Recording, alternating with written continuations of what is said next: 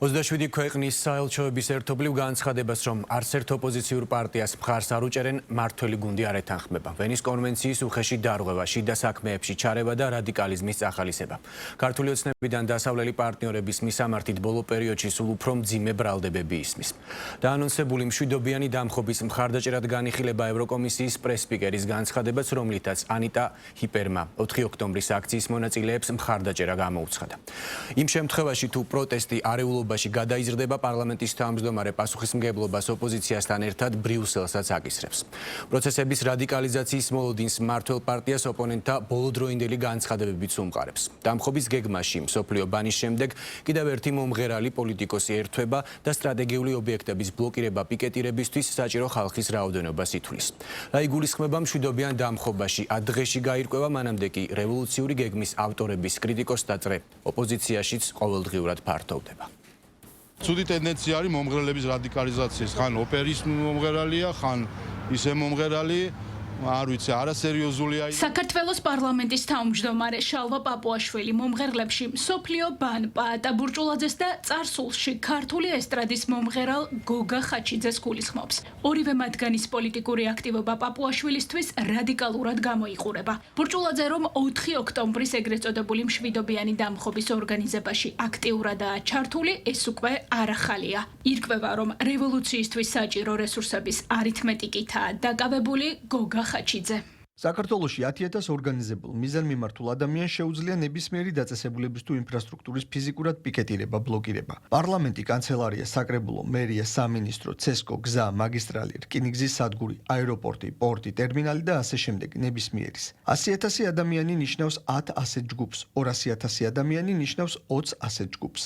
როგორია ნაციონალური მოძრაობის და მისი მხარდამჭერი მომღერლების რევოლუციური გეგმა ჯერჯერობით დეტალებს არასაჯაროებენ, თუმცა როგორც მათივე განცხადებებიდან ირკვევა, შეკრებილი საზოგადოება ეროვნული კრების სახელით ხმას მისცემს ქართული ოცნების ხელისუფლებიდან წასვლას. მეორე მხრივ კი ყოფილი სახელისუფლებო პარტია იუწყება, რომ 4 ოქტომბერი 22 წლის წინ მომხდარი ვარდების რევოლუციის მსგავსი იქნება. ეს განცხადება თავის მხრივ პარლამენტში შეჭრის მოლოდინს აჩენს. იქ, სადაც იმავე დღეს ნიშნული თვითმმართველობის არჩევნების თარიღის გამო არასამუშაო დღე და ცარიელი ოთახები იქნება.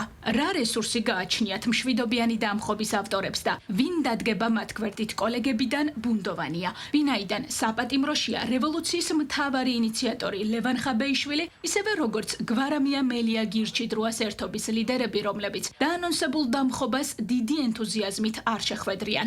მსგავს სცენარს ნებისმიერი ფორმით ემიჯნება გიორგი გახარიას გუნდი. მისი მოკავშირე ხაზარაძე ჯაფარიძის ლელოს პოზიცია კი გაურკვეველია. საკითხს და ბურჭულაძის ორგანიზატორობას არასერიოზულად უყურებს ფედერალისტების ლიდერი თამარ ჩერკოლეიშვილი. მეგობრებო, პაატა ბურჭულაძე სააკაშვილის და ხაზარაძის სიტუაციური კუკლაა ისეთი ერთობების ასარევად, სადაც ბელადი და ფულისტომარა ძალაუფლების წყარო ან ყურადღების ცენტრში არ არიან.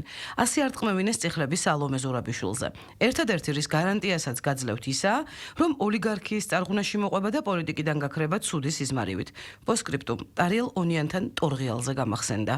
კრიმინალურ ავტორიტეტთან, ტარიელ ონიანთან საოპერო ბანის მეგობრობა ოპოზიციის მხოლოდ ნაწილს უქმნის უხერხულობას. მათ შორის არაა ნაციონალური მოძრაობა, სადაც მიუხედავად სიტყვა დამხობისა ირწმუნებიან, რომ 4 ოქტომბრის შეკრება მშვიდობიანად ჩაივლის. და მიუხედავად იმისა, რომ ქართული ოცნების წინააღმდეგ რადიკალური ზომების გამოყენების საჭიროება მის ლიდერებს არაერთხელ დაუფიქსირებიათ, დღეს უკვე ამბობენ, რომ 4 ოქტომბრის გეგმა მათ არ ეკუთვნით. მიანიშნებენ, რომ ეს ფუნქცია თავის თავზე აქვს აღებული პაატა ბურჭულაძეს, ვინც არ უნდა იყოს ორგანიზატორი.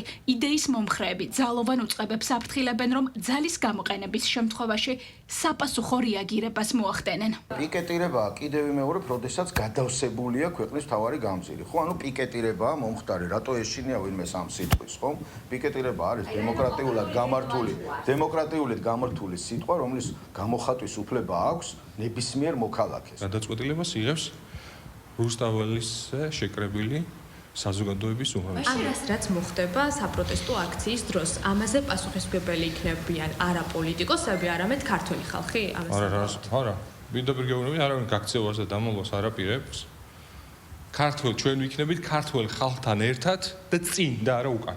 ქართული ოცნება ოპოზიციის გაფრთხილებას გაფრთხილებითვე პასუხობს და ამბობს, რომ თუ პროცესები 2024 წლის ხმაურიან აქციებს დაემსგავსება, რეაგირება კანონის შესაბამისი იქნება. მართველი პარტია აქტივისტების მხრიდან ფოიერვერკებისა და ეგრეთ წოდებული მოლოტოვის კოქტეილების გამოყენებას აქამდეც გარედან დაფინანსებულად აცხადებდა. მეტიც, ამტკიცებდა, რომ წინა ხაზზე მყოფი ახალგაზრდები სპეციალურად მსგავსი პროცესებისთვის იყვნენ გადამზადებულები და ეფექტიანი წინააღმდეგობის გასაწევად მათი მომარაგება ხდებოდა ერთი მხრივ მარტივადაალებადი ნივთიერებებით და წიწაკის სპრეებით, მეორე მხრივ კი თავდაცვის საშუალებებით. ეჭვი, რომ პროცესები ქვეყნის გარედან არის წახალისებული, ქართულ ოცნებას მორიგჯერზე უმყარებს ევროკომისიის პრესპიკერის მიერ გაკეთებული განცხადება. ნაცვლად იმისა, ჩვენ ვისმენდეთ, რომ არჩევნების დღეა, მნიშვნელოვანი არის, რომ ყველა მიიღოს მონაწილეობა, მივიდეს არჩევნებზე.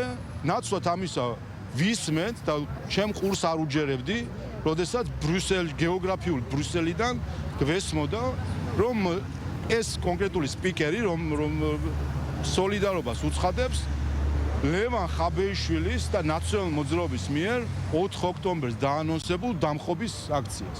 4 ოქტომბერს თუ კი იქნება რაიმე ძალადობა, ერთი ქვაც თუ ვინმე გაისვრის პოლიციის მიმართულებით.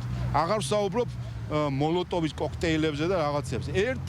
ერთი ფაქტის თუ იქნება ძალადობის, ამ ძალადობაზე პასუხისმგებლობა გაზიარებული აქვს გუშინდელი განცხადებით ევროკომისიას მისი პრესპიკერის სახით. არანაირი მნიშვნელობა არ აქვს ისინი რაღაც მშვიდობიან დამხობაზე და ალერსიან გადატრიალებაზე ისაუბრებენ თუ ძალადობრივი გზით ხელისუფლების შეცვლაზე.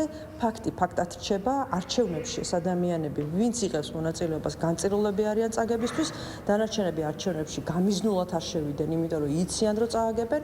ბოიკოტის რეჟიმმა ისინი პოლიტიკურად საერთოდ დაასამარა. რა მიზანი აქვს ეგრეთ წოდებული მშვიდობიანი დამხობის თარიღის 2025 წლის თვითმმართველობის არჩევნების დღისთვის დამთხვევას გაურკვეველია. ამ დღეს 4 მსხვილი ოპოზიციური პარტიიდან 2 ლელო და გახარია საქართველოსთვის საარჩევნო რბოლაში იქნებიან ჩართულები. მათ დანარჩენი 2 პარტიისგან განსხვავებით არჩევნებში მონაწილეობა პროტესტის პარალელურად ქართულ ოცნებასთან ბრძოლის მნიშვნელოვან იარაღად აირჩიეს. სწორედ ამ საკითხმა გამოიწვია ბოლო საპარლამენტო არჩევნების შემდეგ გაერთიანებული ოპოზიციის კვლავ დაცალკევება. მართვალ პარტიას ოპოზიციურ ფლანგზე დაგეგმილი სხვადასხვა მოქმედებები არ აშინებს და ყველა ნაწილში მათ მარცხს პროგნოზირებს.